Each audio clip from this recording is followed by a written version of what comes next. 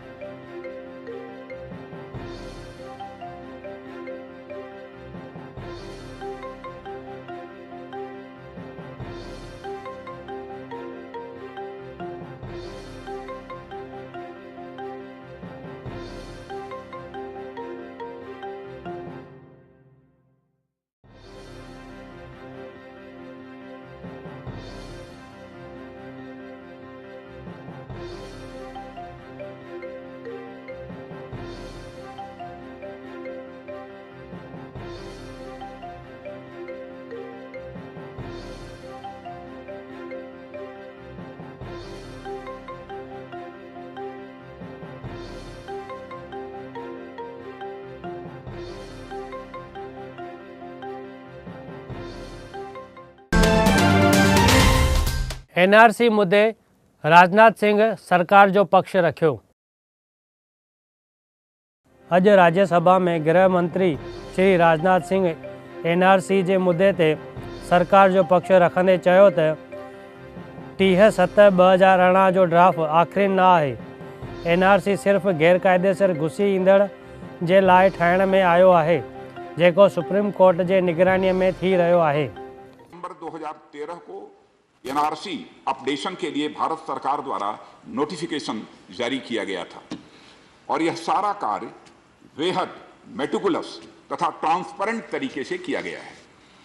पूरे राज्य में 2500 NRC सेवा केंद्र इस कार्य के लिए स्थापित किए गए हैं। एक पार्शियल ड्राफ्ट दिनांक 31 दिसंबर 2017 को प्रकाशित किया गया तथा फाइनल ड्राफ्ट दिनांक 30 जुलाई 2018 को प्रकाशित किया गया। सारी जो भी आवश्यक जानकारी की आवश्यकता थी वह हासिल करने के बाद और साथ ही साथ उसका वेरिफिकेशन करने के पश्चात ही यह NRC ड्राफ्ट तैयार किया गया, जो कि 30 दिसंबर को पब्लिश किया गया है। इसमें उन व्यक्तियों अथवा उनके जो वंशज हैं के नाम शामिल हैं जिनका दिनांक 24 मार्च 1971 तक की इलेक्टोरल रोल अथवा NRC 1951 में दर्ज हुए थे। लीगेसी स्टैब्लिश करने के लिए सभापति महोदय 12 दूसरे डॉक्यूमेंट्स जैसे कि लैंड रिकॉर्ड्स, पासपोर्ट, जीवन बीमा पॉलिसी, एम्प्लॉयर सर्टिफिकेट आदि भी अलाउ कर दिए गए थे कि यदि एक डॉक्यूमेंट नहीं है तो इनमें से कोई भी डॉक्यूमेंट आप दे सकते हैं। अन्य राज्यों से आकर असम में रहने वाले भारतीय नागरिक भी 1971 से पहले के भारत के कहीं के भी सर्टिफिकेट ऑफ रेजिडेंस दिखाने पर वह योग्य माने जाएंगे, यानी उनका नाम सभापति महोदय NRC में शामिल कर लिया जाएगा। Justice KM Joseph supreme court जो जज बणजंदो। सरकार कॉलेजियम जी सिफारिश मञी आहे। चवण में अचे थो त सरकार जे इन फ़ैसिले सां इन विवाद जो अंत ईंदो ऐं justice KM Joseph supreme court जो जज बणजंदो।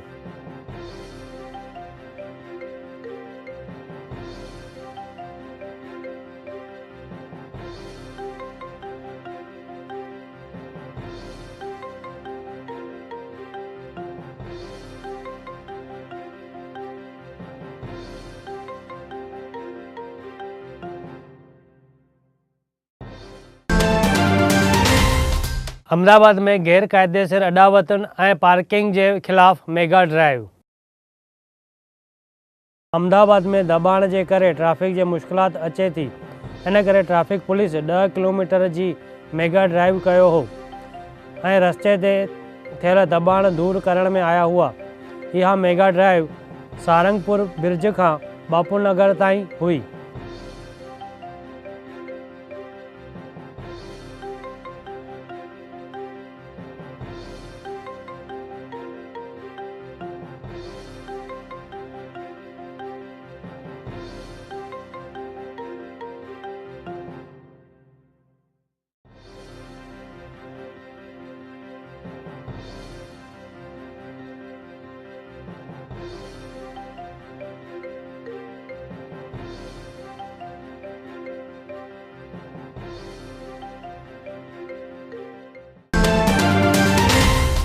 जैतपुर जे पेडला मूंगफली घोटाले जे मामले में कांग्रेस अॼु विरोध प्रदर्शन कयो।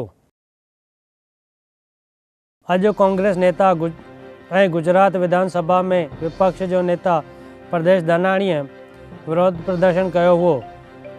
जय श्री इंटरनेशनल गोडाउन जे ॿाहिरि परेश दानाणीअ ऐं ललित वसोया विरोध प्रदर्शन कयो हो।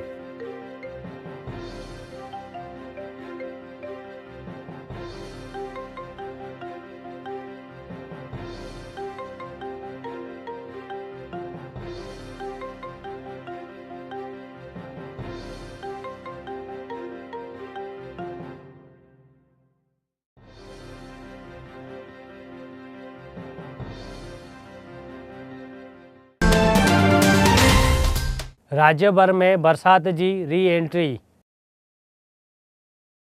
10 ॾींहंनि जे आराम खां पोइ बरसाति जी राज्य भर में री एंट्री थी आहे। बरसाति सूरत, बारडोली, मांडवी, महुआ में चालू आहे। सुबुह खां ई झिरमिर बरसाति पवंदे माण्हुनि में ख़ुशीअ जी लहर फैलिजी वई आहे।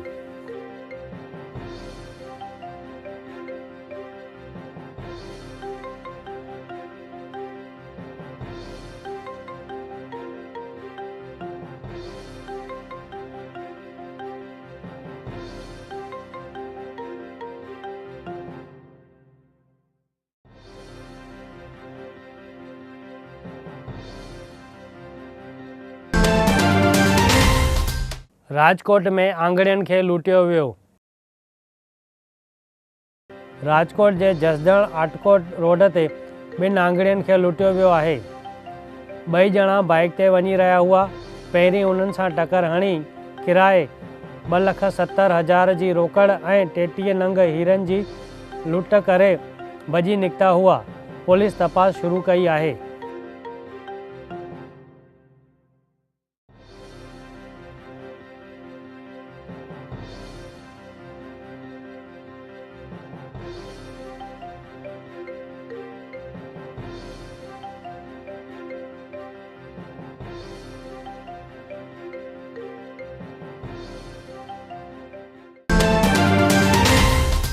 भुज में जवान कई आत्महत्या। ॼाण मूजिबि 3 भेनरुनि में हिकु ई भाउ हुओ जंहिं कैंस बिल्डिंग तां जंप ॾेई आत्महत्या कई आहे। हीउ जवान चांहि जी होटल हलाईंदो हुओ। हिन आत्महत्या छो कई आहे इन जी पुलिस तपास करे रही आहे।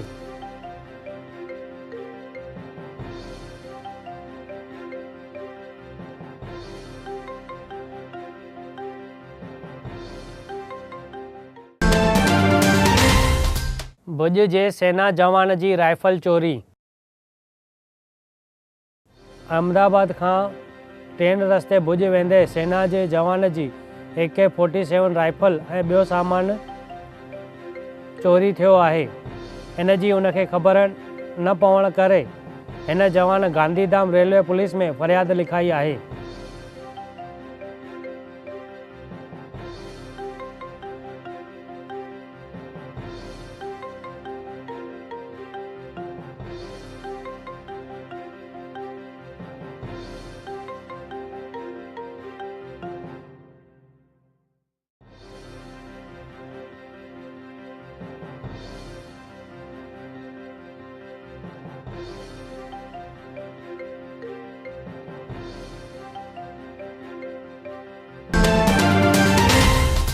अंजार जे मालधारियुनि मथां रिशन कयो हमिलो, 3 मुआ। अंजार जे मालधारी परिवार ते मध्य प्रदेश जे अनूपपुर में रिशन जे टोले हमिलो कयो हो, जंहिं में 3 ॼणनि जो मौत थियो हो। ईअं ॼाणण में मिलियो आहे त ही परिवार अंजार मां लॾे करे मध्य प्रदेश वञी रहियो हो।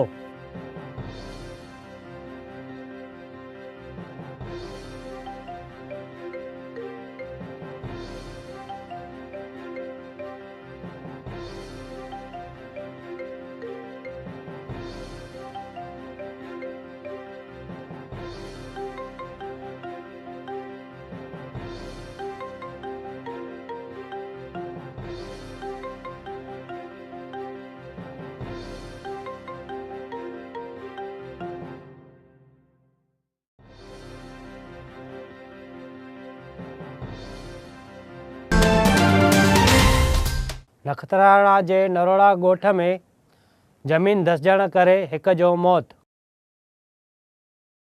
नखत्राणा जे नरोड़ा ॻोठ में गटर जो कमु हलंदे ज़मीन धसिजी हुई। इन में हिक मज़दूर जो मौत थियो हो ऐं 3 ॼणनि खे धक लॻा हुआ। उन्हनि खे हॉस्पिटल भर्ती करायो वियो हो।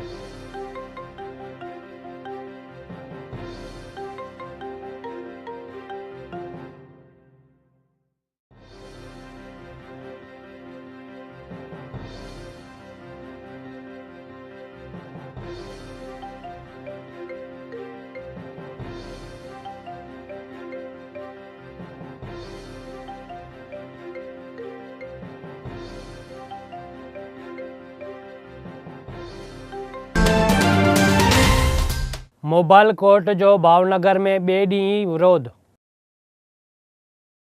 म्यूनिसिपल कॉर्पोरेशन 1 अगस्त खां भावनगर में मोबाइल कोर्ट शुरू कई आहे, जंहिं करे 2 ॾींहंनि में 100 खां वधीक वापारियुनि खे ॾंड कयो वियो आहे।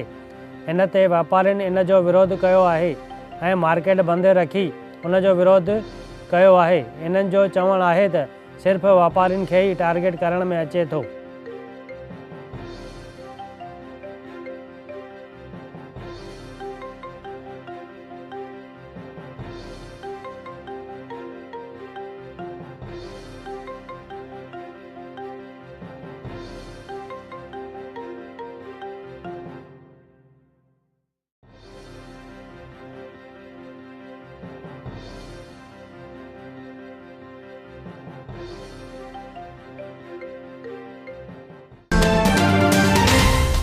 भावनगर में जीतू वाघाणीअ कयो ख़ातमुहूर्त।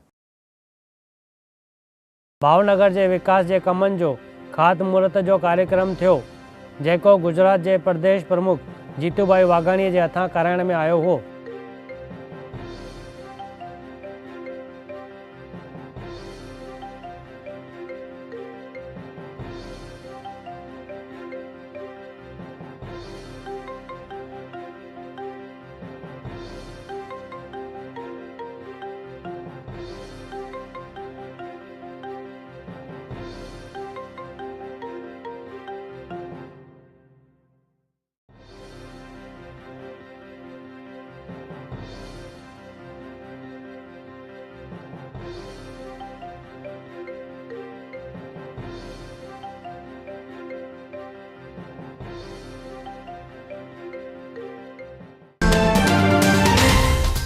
भावनगर में भी गैरकायदेसिर अॾावतुनि खे हटायो वियो। भावनगर जे ट्रैफिक मुश्किलातुनि खे ॾिसंदे भावनगर जे रोड रस्तनि ते आयल कैबिनूं, लारियूं ऐं गलनि खे हटायो वियो आहे ऐं रस्तनि खे वॾो कयो वियो आहे। माण्हुनि खे ट्रैफिक में ईंदड़ मुश्किलात जो हल थियो आहे।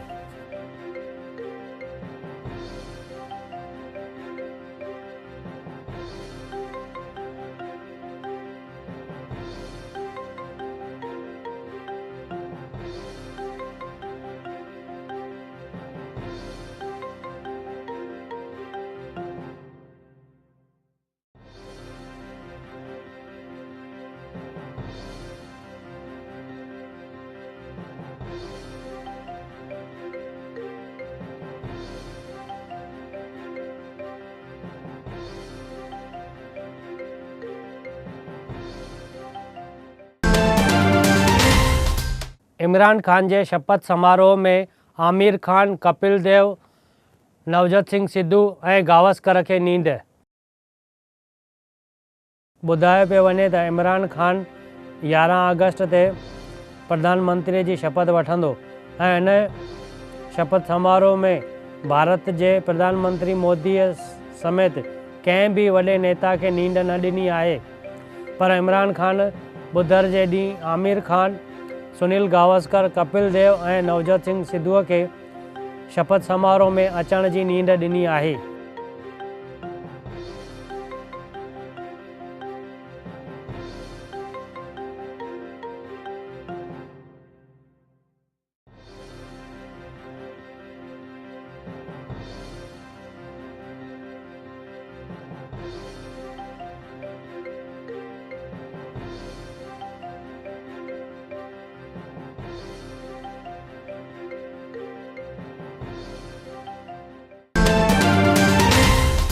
इंग्लैंड में विराट कोहलीअ लगायो पहिरियों शतक।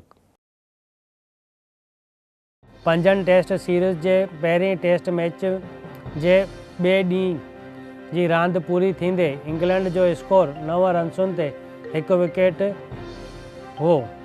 भारत पंहिंजी पहिरीं इनिंग खेॾंदे 274 रन्सूं ठाहियूं हुयूं, जंहिं में कप्तान विराट कोहलीअ सभ खां वधीक 149 रन्सूं ठाहियूं हुयूं।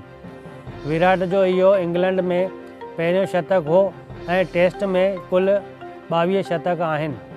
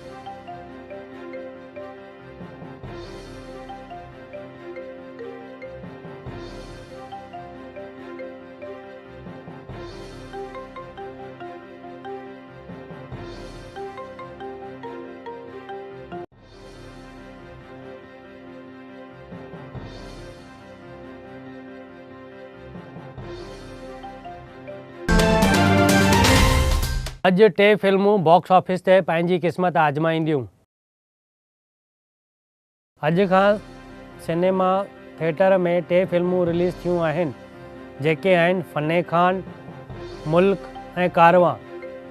फ़ने खान में अनिल कपूर, ऐश्वर्या राय ऐं राजकुमार राव आहे त मुल्क में ऋषि कपूर, तापसी पन्नू ऐं प्रतीक बब्बर, आशुतोष राणा पंहिंजो रोल निभायो आहे ऐं कारवां में इरफान खान, मिथिला पालकर ऐं कीर्ति खरबंदा पंहिंजियूं मुख्य भूमिकाऊं निभायूं आहिनि।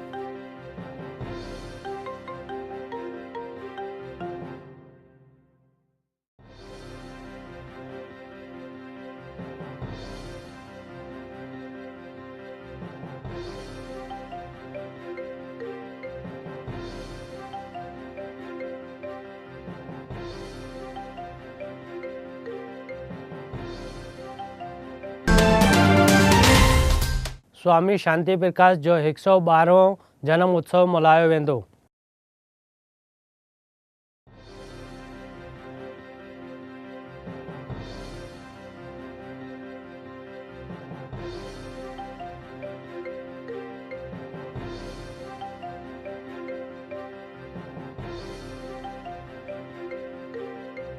सतगुरु स्वामी शांति प्रकाश जन महाराजन जो 112वां जन्म उत्सव आर्तवार जे ॾींहुं सुबुह जो 11 बजे खां 2 बजे ताईं मल्हायो वेंदो। संत प्रभाराम सोसाइटी, रेलवे क्रॉसिंग भरिसां, कुबेर नगर, अहमदाबाद में।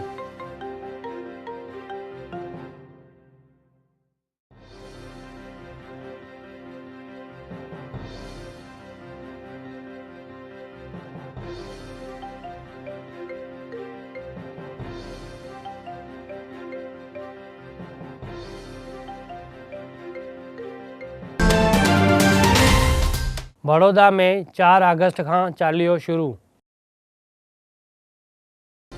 बड़ौदा जे करमचंदाणी धर्मशाला संत कंवर नगर में चालीहे साहिब जो आरंभ तारीख़ 4 अगस्त खां थी रहियो आहे, जिते शाम जो 8:30 बजे झूलेलाल जी आरती ऐं बहिराणो साहिब जी सवारी कढी वेंदी। इहो चालीहो 12/9 ताईं हलंदो।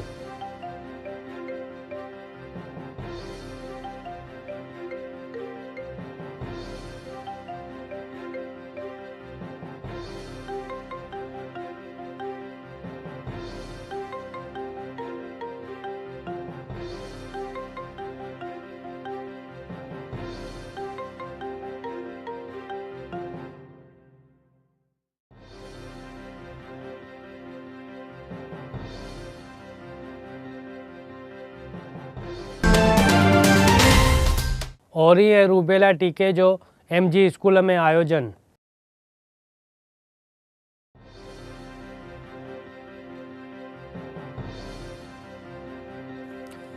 कुबेर नगर में आयल महात्मा गांधी हाई स्कूल में अॼु म्यूनिसिपल कॉर्पोरेशन तरफ़ां ॿारनि खे ओरी ऐं रूबेला जा टीका लॻाया विया।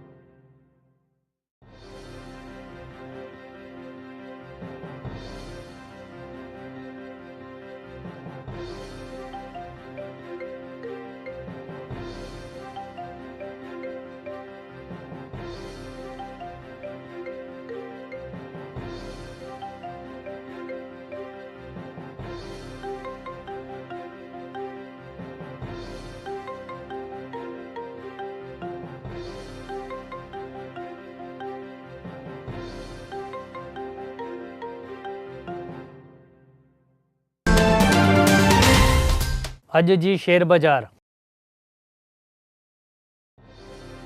अॼु शेयर बाज़ार में तेज़ीअ जो माहौल हो।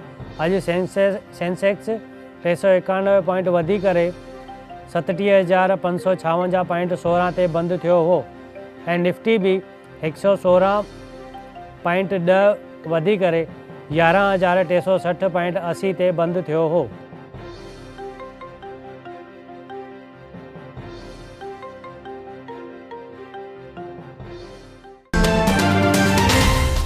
अॼु जा सोन ऐं चांदीअ जा अघ।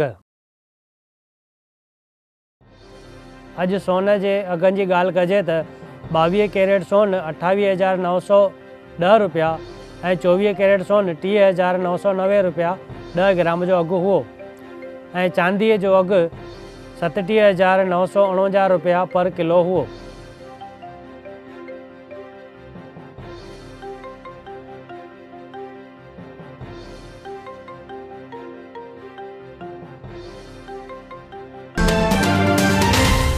दर्शक मित्रों, ही हुयूं अॼु जूं ख़बरूं।